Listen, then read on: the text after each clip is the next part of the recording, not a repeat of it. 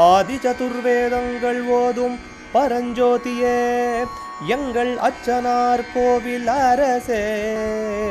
நம்புவோர்க்கு உபகாரி என்பதில் இவரன்றியில் நாட்டில் ஓர் தெய்வம் யார்கான்.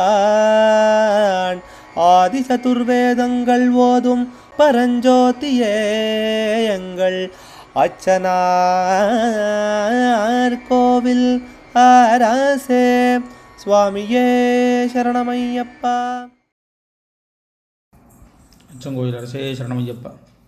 பகவானுடைய 238வது நாம திருப்பெயர் குரோடஹஸ்தாய நமஹா.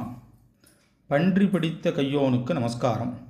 குரோட பன்றி ஆயுதம் ஏந்திய, ஹஸ்த கையை உடையவன். குரோட்டம் அப்படின்னா பன்றின்னு அர்த்தம். அதனுடைய முகம் போல வடிவமைக்கப்பட்ட ஒரு ஆயுதத்திற்கு குரோட்டாயுதம் அப்படின்னு பெயர். அது பகைவர்களை குத்தி கிழித்து கொல்ல பயன்படுறது. சிலப்பதிகாரத்திலும் சிவகசிந்தாமணியிலும் அதை பற்றி வந்திருக்கு. சென்றறி சிரடும் பன்றியும் பனையும் என்று சிலப்பதிகாரத்தில் அடைக்கல காதையில் வருது. கரும்பொனியல் பன்றிகதனாகம். கரும்பொனியல் பன்றினா எக்கினால் செய்த பன்றி பொறி அப்படின்னு சிவகசிந்தாமணியிலையும் வந்துள்ளது. குரோடகர்ணிகா அப்படின்னா பன்றிக்காதுங்கிற ஆயுத விசேஷம் புராணங்களில் சொல்லப்பட்டிருக்கு. பன்றியினுடைய படம் எழுதி கேடயத்தை கையில் ஏந்தியவனும் ஒரு அர்த்தம் வருது. ஏனப்படமும் அப்படின்னு சிலப்பதிகாரத்தில் சொல்கிறதா இருக்குது. ஏனம்னா பன்றி, படம்னா கேடயம். இதுக்கு இன்னொரு அர்த்தம் வேதஸ்வரூபனுக்கு நமஸ்காரம்.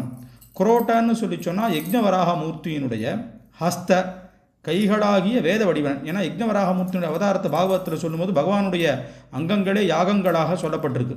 அதில் யக்ஞவராக மூர்த்தியினுடைய கைங்கிறது வேதமாக இருக்கிறான், அந்த ரூபத்தோடு இருக்கிறவன் அப்படின்னு ஒரு அர்த்தம்.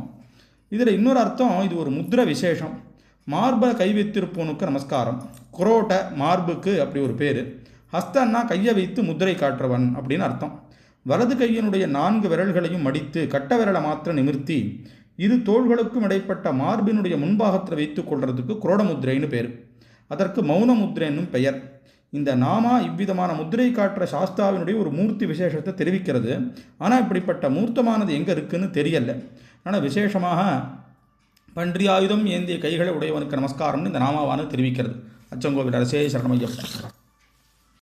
அச்சனார் கோவில் அரசே. சுவாமியே சரணமையப்பா.